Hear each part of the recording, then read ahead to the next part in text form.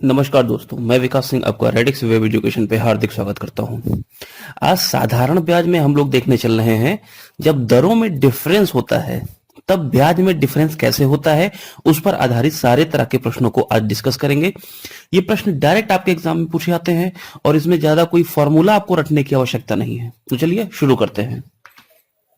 देखिए, दरों में अंतर पर आधारित प्रश्न।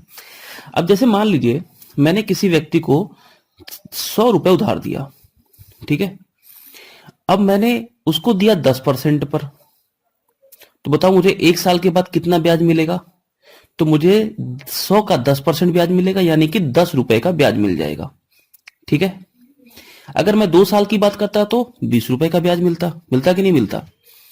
अब मैं बोल रहा हूं मैंने दूसरे व्यक्ति को इसी 100 रुपए को उधार दिया, लेकिन 10 की जगह मैंने 12% पे उधार दिया। तो मुझे कितना रुपए ब्याज मिलेगा पहले साल? 12 रुपए ब्याज मिलेगा। मिलेगा कि नहीं मिलेगा? अच्छा, पहले वाले व्यक्ति को मैंने कितना दिया था? 10% पर, तो पहले साल 10 रुपए ब्याज मिला था। अगले साल फिर 10 रुपए ब्याज मिलेगा। मिलेगा कि नहीं मिलेगा? अगले साल फिर 10 रुपए ब्याज मिलेगा। और दूसरे व्यक्ति की बात करें तो उसको पहले साल मिला 12, अगले साल फिर 12 मिलेगा, अगले साल उसको फिर 12 रुपए मिलेगा। मिलेगा कि नहीं मिलेगा? तो एक बात आप समझ पा रहे हो यहां पे, पहले साल कितना अंतर जनरेट हुआ? 2 रुपए का अंतर जनरेट हुआ, है ना। दूसरे साल कितना अंतर जनरेट हुआ? 2 रुपए का। तीसरे साल कितना अंतर जनरेट हुआ? 2 रुपए का। यानी कि 2 रुपए का एक साल में अंतर जनरेट क्यों हो रहा है? क्योंकि मेरी दर 2% बढ़ रही है, और 100 रुपए का 2% जो ये दर बढ़ रही है ना, वो कितना होगा? 100 रुपए का 2%, 2 ही रुपए तो होता है। इसका मतलब हो गया ब्याज में जो अंतर जनरेट हो रहा है वो किसके कारण हो रहा है? ये जो दरों में अंतर आया है। अगर दर में डिफरेंस नहीं आता तो फिर ब्याज में डिफरेंस नहीं आता। भाई, अगर मेरा मूलधन कांस्टेंट है, मूलधन बदल नहीं रहा, मूलधन मैंने सेम रखा है, तो जब दर में अंतर होगा तभी तो अंतर पैदा होगा। तो जब कभी भी दरों में अंतर होगा तो वो ब्याज में अंतर दिखाई देगा। तो दरों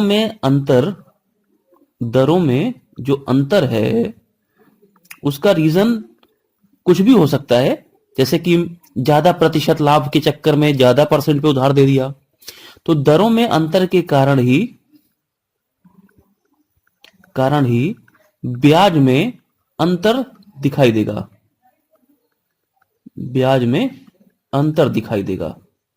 तो इस बात को आप अच्छे से ध्यान रखिए, क्योंकि इंपॉर्टेंट बात यह है यहां पे कि क्वेश्चन जो पूछे जाएंगे वो डायरेक्ट आपको रिफ्लेक्ट कर देंगे। जैसे देखिए, मैं अगर बोलूं कि किसी व्यक्ति को किसी निश्चित दर पर उधार देने पर जो उसको ब्याज मिलता है, उस ब्याज में 3 वर्षों में 6 रुपए की वृद्धि मिलती है। कब? जब वह अपनी दर को 2% बढ़ा देता है। तो 2% दर बढ़ी 1 साल में, बढ़ी कि नहीं बढ़ी? जब 1 साल में 2% दर बढ़ रही है, इसका मतलब हो गया कि ये तो 3 साल में 6 रुपए बढ़ा है। तो इसका मतलब हो गया कि अगर 1 साल की बात करें तो 1 साल में 2 ही रुपए बढ़ेगा। तो ये 2% बढ़ने के कारण 2 रुपए बढ़ रहा है। इसका मतलब 2% की वैल्यू कितनी है? 2 रुपए। 2% की वैल्यू 2 रुपए, तो मूलधन हमेशा कितना होता है? 100% होता है। तो 100 की वैल्यू कितनी हो जाएगी? 100 रुपीज। तो इसमें कोई भी फॉर्मूला आपको पढ़ने की आवश्यकता नहीं है। मैं डायरेक्ट आपको फॉर्मूला हटा के इस तरह के क्वेश्चन को सॉल्व करना सिखाऊंगा। तो आपको ये कंसेप्ट समझ में आ गया होगा कि अगर दर में अंतर आ रहा है तो उसके ब्याज में भी डिफरेंस दिखाई देगा, ठीक है। अब प्रश्न हो सकता है मूलधन को दे दे और आपसे दरों में अंतर पूछ ले, या फिर प्रश्न आपको दरों में अंतर दे दे और फिर मूलधन की गणना करा ले। तो चलिए बात करते हैं आगे प्रश्नों की। कोई धन 4 वर्ष के लिए साधारण ब्याज की दर से उधार दिया जाता है। समय कितना है? यहां पे जो टाइम दिया है वो कितना है? 4 वर्ष, ठीक है। यदि उसे 2% कम ब्याज की दर पर दिया जाता तो लेनदार को 120% का 120 रुपए का लाभ होता। अब देखो, ये 4 वर्ष के लिए दिया गया ना, कितने रुपए का लाभ 4 वर्ष में कमाने वाला है वो? 120 रुपए का। कब? जब 2% दर पर कम दिया जाता। तो आप बताओ, मैं ये बोल सकता हूं कि 4 साल में अगर 120 रुपए का प्रॉफिट मिल रहा है तो 1 साल में कितने का प्रॉफिट मिलेगा? 30 रुपए का प्रॉफिट मिलेगा। मिलेगा कि नहीं मिलेगा? और ये 1 साल में 30 रुपए का प्रॉफिट क्यों मिला? क्योंकि दर को 2% कम कर दिया। लेनदार का मतलब जो लिया होता है पैसा, है ना, तो उसको कम पैसा देना पड़ रहा है। क्यों? क्योंकि 2% दर कम कर दी गई। जमींदार साहब ने रहमदिली दिखा दी कि चलो तुम्हारा 2% जो है वो दर हम कम कर देते हैं। तो 30 रुपए का लाभ क्यों मिला? क्योंकि 2% दर कम कर दी गई। इसका मतलब यही 2% की वैल्यू कितनी है? 30 रुपए है। बोलो बात समझ में आ रही है? तो 1% की वैल्यू कितनी हो जाएगी? 15 रुपए। मूलधन कितना होता है? 100%, उसकी वैल्यू कितनी हो जाएगी? 1500 रुपए। बोलो क्लियर हो गई कि नहीं बात? भाई देखो मैंने क्या किया, मैंने बोला कि 4 साल के लिए 120 रुपए में प्रॉफिट दिख रहा है। तो मतलब दर तो 1 साल की होती है ना, तो 1 साल की दर में कितना प्रॉफिट दिख जाएगा? तो मैंने बोला 30 रुपए का। और प्रॉफिट क्यों दिख रहा है? क्योंकि दर को भाई साहब ने 2% कम कर दिया है। यानी यही 2% अगर कम नहीं होती तो 30 रुपए का प्रॉफिट नहीं दिखता। तो 2% की वैल्यू कितनी है? 30 है। बस 100% निकाल लो, क्योंकि मूलधन कितना होता है? 100%। ऑप्शन कौन सा हो जाएगा? D part. अगला प्रश्न देखते हैं। 1000 के 4 वर्षों के 2 बैंकों के साधारण ब्याज में अंतर 10 रुपए है। उनकी दरों में कितना अंतर होगा? देखो 4 साल में कितना अंतर आ रहा है? 10 रुपए का। जब 4 वर्ष में अंतर 10 रुपए का है, तो फिर 1 साल में अंतर कितना होगा? क्योंकि दर तो 1 साल की होगी। 1 साल में अंतर कितना होगा? तो भाई 4 से भाग कर दो, 2.5 रुपए का अंतर आएगा 1 साल में। अगर 1 साल में 2.5 रुपए का अंतर आया, तो ये 2.5 रुपए का जो अंतर है ये किस अमाउंट पर आया है? तो ये 1000 रुपए पर आया है। इसका मतलब हम केवल इतना निकाल लें कि ये 2.5 रुपया 1000 रुपए का कितना परसेंट है, क्योंकि यही तो अंतर जनरेट कर रहा है। 1 साल में अंतर कितना आया? 2.5 रुपए। ये 2.5 रुपए का जो अंतर आया ये दरों में अंतर के कारण आया होगा। तो ये 2.5 रुपए 1000 रुपए का कितना प्रतिशत है? तो ऐसे निकालते हैं। तो भाई देखो यहां से 2 जीरो, यहां से 2 जीरो कट गए, कितना गया? 2.5/10, यानी कितना जाएगा? 0.25, यानी 0.25% का डिफरेंस है। अब इसी चीज को आप और भी तरीके से कर सकते थे। जैसे मैं ये बोलता कि भाई मूलधन तो मेरा 100% है, तो 100% की वैल्यू कितनी है? 1000 है। तो 1% की वैल्यू कितनी हो जाएगी? तो आप बोलोगे भाई 10 रुपए हो जाएगी। अब देखो कितना डिफरेंस आ रहा है? 2.5 रुपए का। तो 10 रुपए की वैल्यू 1% है, 10 रुपए की वैल्यू 1% है, तो 1 रुपए की वैल्यू कितनी होगी? 1/10% होगी, है ना? तो 2.5 रुपए की वैल्यू कितनी होगी? 2.5/10 रुपए होगी, 2.5/10% होगी। और 2.5/10 का मतलब कितना हो गया? 0.25%। यही इस प्रश्न का उत्तर है। चलो अगला प्रश्न देखते हैं। 400 रुपए की राशि 4 वर्षों में 480 हो जाती है। यदि ब्याज की दर को 2% बढ़ा दिया जाए तो कितनी हो जाएगी? अब देखो इस तरह के प्रश्न को करने के लिए 2 तरीके हो सकते हैं, और 2 लोग 2 तरीके से करेंगे। तो मैं पहले आपको दिखाता हूं कि नॉर्मल लोग कैसे करते हैं, और उसके बाद फिर दिखाता हूं कि लीजेंड कैसे करते हैं। 400 रुपए की राशि 4 वर्षों में 480 हो जा रही है। तो आप यहां से निकालोगे पहले दर। जो लोग नॉर्मली करेंगे वो कैसे करेंगे? पहले दर निकालेंगे। 4 रुपए में 400 की 480 हो गई, इसका मतलब 80 रुपए 4 रुपए में ब्याज आया। 4 साल में ब्याज कितना है? 80 रुपए। तो 1 साल में ब्याज कितना आ जाएगा? 20 रुपए। ये 20 रुपए जो ब्याज आया 1 साल में, ये किस पर आया है? 400 रुपए पर। तो कितना परसेंट आया है? 20 रुपए ब्याज है, 400 रुपए पर है। परसेंट निकालने के लिए 100 से गुणा कर दो, आ जाएगा 5%, है कि नहीं? अब प्रश्न कह रहा है कि ब्याज की दर को 2% बढ़ा दें। पहले ब्याज की दर 5% थी, अब ब्याज की दर कितनी हो जाएगी? न्यू रेट कितना हो जाएगा? न्यू रेट हो जाएगा 5 2 7%, यानी कि अब 7% पे ब्याज मिलेगा। तो भाई कितने साल में? 4 साल में ना। 1 साल में अगर 7% ब्याज मिल रहा है, तो 4 साल में कितना मिलेगा ब्याज? 4 ईयर का रेट कितना हो जाएगा? तो 4 ईयर का रेट हो जाएगा 28%, और जो 4 ईयर का रेट होगा वही 4 ईयर का ऐसा ही हो जाएगा। इसका मतलब 100% जो है वो कितना है? 400 है। 100% की वैल्यू कितनी है? 400 है।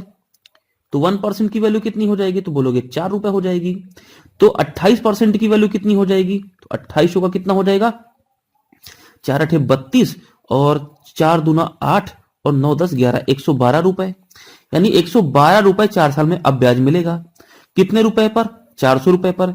इसका मतलब टोटल कितना पैसा हो जाएगा? मिश्रधन कितना हो जाएगा? तो 400 और प्लस 112 इज इक्वल टू 512 रुपए। तो ये तो नॉर्मल करने का तरीका हो गया। लेकिन आप मुझे इतना बताओ केवल, क्या आपसे कहीं प्रश्न ने दर की बात की थी कि दर कितनी होनी चाहिए? नहीं, उसने केवल इतना बताया कि दर 2% बढ़ जाएगी।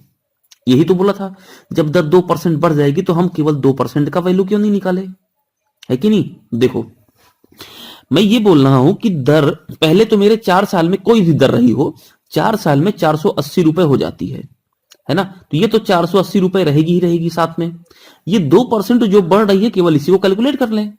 तो भाई अगर 1 साल में 2% बढ़ रही है तो 4 साल में कितनी बढ़ जाएगी, 8%।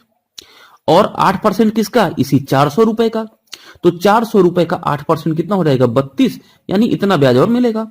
हो गया कितना, 512। एक लाइन का आंसर है। अब आप डिसाइड करो कि आप ऐसे करना चाहते हो या आप ऐसे करना चाहते हो। बस यही सब सोचने का नजरिया होता है। जब आप प्रैक्टिस करते हो तो ये सारे तरीके स्किप कर देते हो। आंसर इससे भी आया, आंसर इससे भी आएगा, इससे 2 सेकंड के अंदर आंसर आएगा। इससे आंसर करोगे तो पहले रेट निकालोगे, फिर रेट बढ़ाओगे, फिर उस रेट पे ब्याज निकालोगे और ब्याज को जोड़ दोगे। तो इतना सब करना पड़ेगा, है ना। चलो तो मैंने क्या किया, मैंने ये देखा कि भाई जो भी रेट रहा होगा उस पर 480 तो ब्याज मिलेगा ही मिलेगा। टोटल अमाउंट 480 तो होगा ही होगा। मैं साथ में अब इस 480 में क्या क्या है, 400 रुपए इसमें जो हमारा प्रिंसिपल अमाउंट है वो ऐड है, 80 रुपए इसमें ब्याज मिला हुआ है। अब हमें ये देखना है कि ब्याज और कितना मिल पा रहा है। तो 2% बढ़ रही है दर, इसका मतलब 4 साल में 2% बढ़ेगी तो 8% हो जाएगी दर, यानी 8% ब्याज और मिलेगा। तो 400 रुपए का 8% हमने निकाल दिया, 32 रुपए आ गया, 32 और जोड़ दिया। चलो वार्षिक ब्याज की दर 11.5% से घटकर 10% हो जाती है। इसका मतलब कितनी घट गई, 1.5% घट गई। अगर 1.5% ब्याज की दर घट गई तो इसका मतलब ब्याज 10% कम, 1.5% कम मिलेगा। होने पर किसी व्यक्ति को 55.50% की हानि होती है वार्षिक। इसका मतलब ये 1.5% के कारण ही 55.50 रुपए की हानि हो रही है। तो 1.5% की वैल्यू कितनी, 55 रुपया 50 पैसा, है कि नहीं है। तो 1% की वैल्यू कितनी हो जाएगी, 55 50 डिवाइड बाई 1.5। तो इसका मतलब हो गया 555 डिवाइड बाई 15, 15 तिया 45, 15 सत्ते 105, 1% की वैल्यू 3700। कह रहा है पूंजी कितनी है, तो भाई 100% पूंजी है, 100% की वैल्यू कितनी हो जाएगी, 3700। बोलो क्लियर है कि नहीं बात। चलो आगे। साधारण ब्याज की दर 10% से 12.5% हो जाती है। इसका मतलब 2.5% बढ़ जा रही है एक साल में। दर कितनी बढ़ रही है, 2.5%। कह रहा है वार्षिक आय कितनी बढ़ जा रही है, 1250। तो 2.5% के कारण ही तो बढ़ रही है वार्षिक आय। 2.5% की वैल्यू 1250, 1% की वैल्यू 25 पंचे 125, एक जीरो था, एक जीरो दशमलव के कारण आ जाएगा 500। अब मूलधन पूछा है, 100% होता है, 2 जीरो चिपका दो। ऑप्शन कौन सा, ए पार्ट। बोलो बात क्लियर हो गई।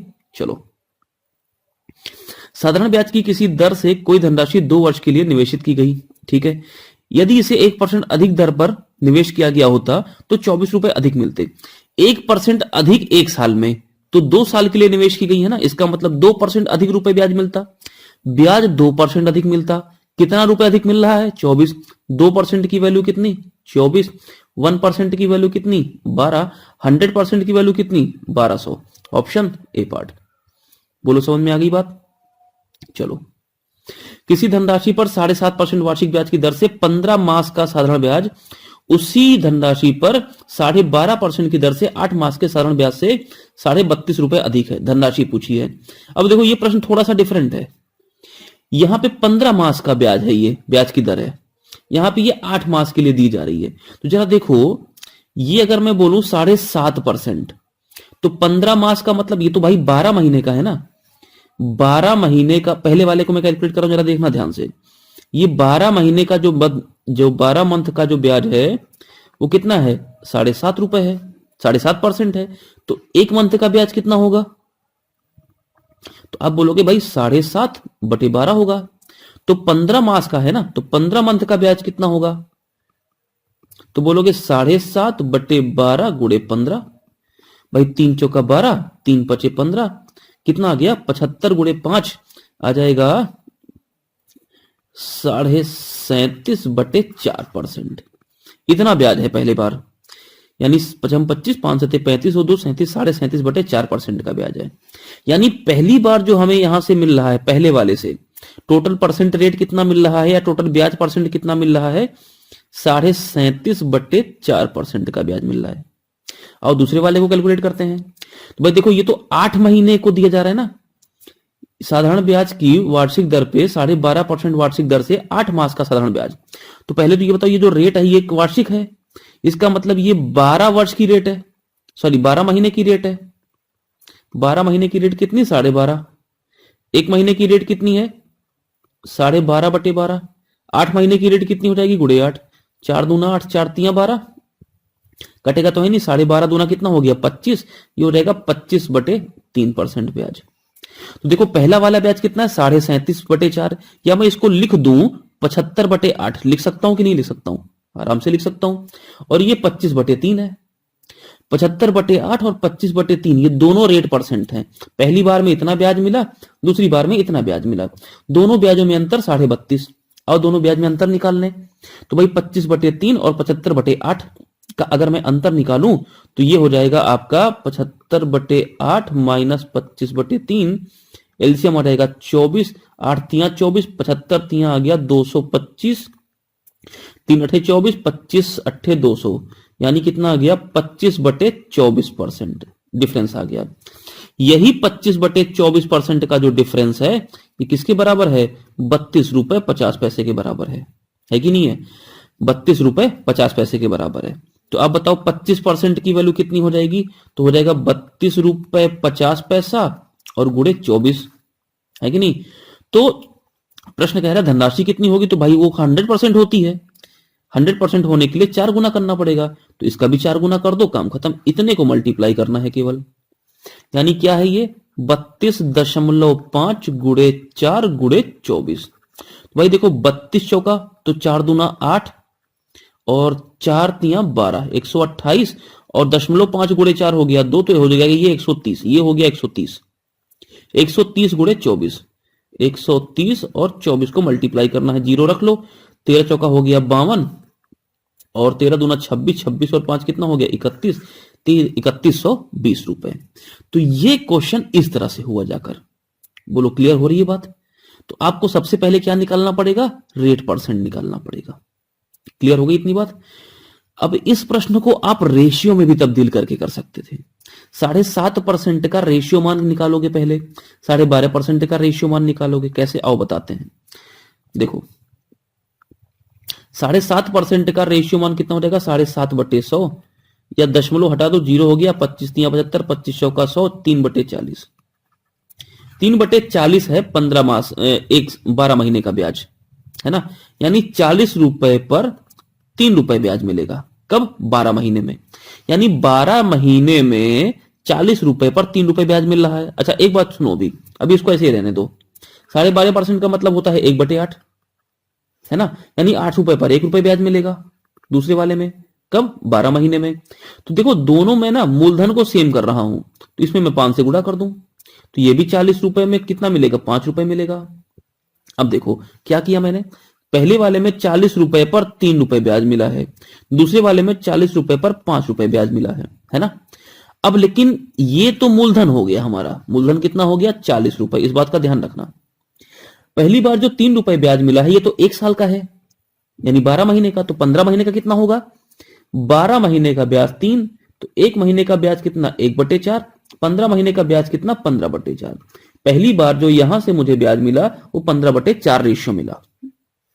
यहां पे देखो ये तो 1 साल का ब्याज है 12.5, 12.5 का मतलब ये 5 रुपए, तो ये 12 महीने का ब्याज 5 रुपए, 1 महीने का ब्याज 5/12 रुपए, तो 8 महीने का ब्याज कितना? गुणे 8, 4 दूना 8, 4 तियां 12, आ गया 10/3 रेशियो ब्याज।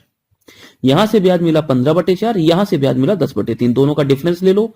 15/4 माइनस 10/3, 12 एलसीएम हो गया, 4 तियां 12, 15 तियां 45 और 3 चौका 12, ये हो गया 40, आ गया 5/12 डिफरेंस। ये डिफरेंस 5/12 किसके बराबर है? 32.5 के। 5/12 की वैल्यू कितनी? 32.5। एक की वैल्यू कितनी हो जाएगी? मल्टीप्लाई कर दो, 32.5 गुणे 12 और बटे 5, 5 छंग 30, 5 25, कितना आ गया? 6.5 गुणे 12 मल्टीप्लाई कर दें अगर तो 12 पंचे 60, 0 दशमलव हट गया, 12 छंग 72, 72 और 6 हो गया 78, यानी यहां से तो 78 रुपए मिल गया। एक की वैल्यू 78, तो बताओ 40 की वैल्यू कितनी? क्योंकि मूलधन कितना माना है? 40 माना है, तो 40 की वैल्यू कितनी हो जाएगी? 78 गुणे 40, 4 अठे 32 और 4 सते 28 और 3 कितना हो गया 31। ये मेरे प्रश्न का उत्तर है।